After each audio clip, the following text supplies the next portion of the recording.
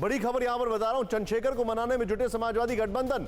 OP Rajbhar ने seat को लेकर चंद्रशेखर को दिया नया ऑफर। चंद्रशेखर को पश्चिम की भरपाई पूर्व से करने का ऑफर दिया है। पूर्वी यूपी में चंद्रशेखर को ज्यादा सीट देने का ऑफर किया है। अपने कोटे में भी सीट एडजस्ट करने के लिए तैयार है राजभर। सीधे दिखाएं क्या कहा उन्होंने।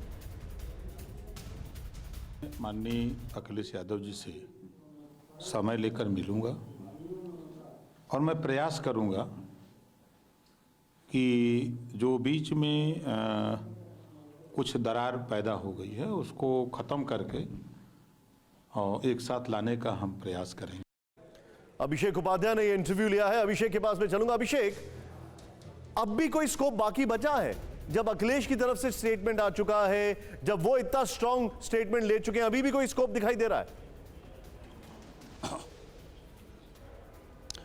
निशांत, प्रैक्टिकली देखें तो बहुत कम स्कोप बचा है अगर व्यवहारिक तौर पर देखें, लेकिन संभावनाओं का खेल राजनीति है। इसलिए अगर ओम प्रकाश राजभर कोई बड़ा दिल दिखा पाते हैं कि वो अपने कोटे में से एडजस्टमेंट कर लेंगे, जो उनके लिए बड़ा चैलेंजिंग होगा, क्योंकि उनके यहाँ भी बड़ी डिमांड है सीटों की, उनके जो काडर है, जो उनके नेता हैं, वो भी पीछे छूटना नहीं चाहते हैं, तो संभवतः ये बन जाए। लेकिन अभी ये बड़ा मुश्किल होता जा रहा है, क्योंकि अखिलेश यादव कहना है कि उन्होंने सब लॉक कर लिया है, किसको कितना देना, और उन्होंने ये भी कह दिया बीजेपी से कोई नहीं चाहिए, हम दे नहीं पाएंगे।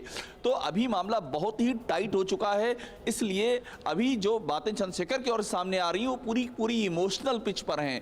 चंद्रशेखर इमोशनल पिच पर उतर आए हैं और उनको लगता है इस इमोशनल पिच का उनको इलेक्शन में फायदा मिल जाएगा। लेकिन अभी अखिलेश यादव जो व्यवहारिक पिच की बात कर रहे हैं, ये लड़ाई व्यवहारिक पिच और इमोशनल पिच के बीच में है, और इसीलिए अभी कोई रास्ता निकलता हुआ दिखाई नहीं दे रहा है। आप जो बता रहे हैं मैं सीधे चलूंगा। मेरे साथ राहुल सर मौजूद है। राहुल सर, मैं चाहूंगा जरा चंद्रशेखर वाली खबर और ब्रेकिंग, और ये दोनों खबर और ब्रेकिंग एक साथ ले। राहुल सर, एक चीज यहां पर बड़ा क्लियरली दिख रही है, चुनाव का मौका है, छोटी छोटी पार्टियां या वो लोग जो छोड़ के आ रहे हैं, जितना निचोड़ सकते हैं निचोड़ लें, क्योंकि इसके बाद कोई मौका मिलेगा नहीं। लेकिन बड़ा सवाल यह है कि क्या ये अपनी चादर से ज्यादा पांव पसार रहे हैं? देखिए, पहले तो इन्होंने 5 सीटों की मांग की थी चंद्रशेखर ने, 5 नहीं, उनको 2 की बात अखिलेश ने कही, 2 देने को तैयार हुए। लेकिन वहां भी जैसा अभी स्वयं अभी ब्रजेश जी बता रहे थे, वो बिल्कुल सही बात है कि पश्चिमी उत्तर प्रदेश जहां आजाद का अपना चंद्रशेखर का उसका आधार है, सहारनपुर और वहां से उसके आसपास के इलाकों में, वहां पर और पूरे पश्चिमी उत्तर प्रदेश में जो जातीय संघर्ष है, जो जातीय और वर्गीय लड़ाई है, वो एक तरह से जाटों जो दबंग हैं और दलितों के बीच में होती है। तो उसमें आरएलडी के लिए समस्या आ सकती है, या इस गठबंधन को समस्या आ सकती है, और वो केवल 1 या 2 सीटों पर ही नहीं होगी, फिर और आसपास भी हो सकती है। तो अपने उस बहुत मजबूत गठबंधन को, पश्चिमी उत्तर प्रदेश की मजबूत स्थिति को वो डिस्टर्ब नहीं करना चाहते अखिलेश।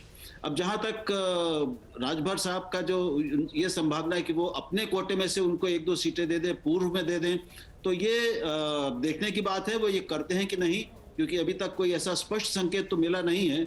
और उनके अपने लिए भी समस्या होगी, अखिलेश के लिए भी समस्या होगी, और चंद्रशेखर का, आजाद का वहां पर कोई आधार नहीं है, उतना उनके संपर्क भी नहीं है, उतना काम भी नहीं है, और बसपा और इन बाकी सारी शक्तियों के खिलाफ लड़ना, अपने को एक सीट जीतना उनके लिए आसान नहीं होगा। उनका आधार, उनके कार्यकर्ता सब पश्चिमी उत्तर प्रदेश में है। तो ये भी पेंच है। तो मुझे भी लगता है कि अभी चंद्रशेखर के सामने ज्यादा रास्ते खुले नहीं हैं, राहें लगभग बंद हैं।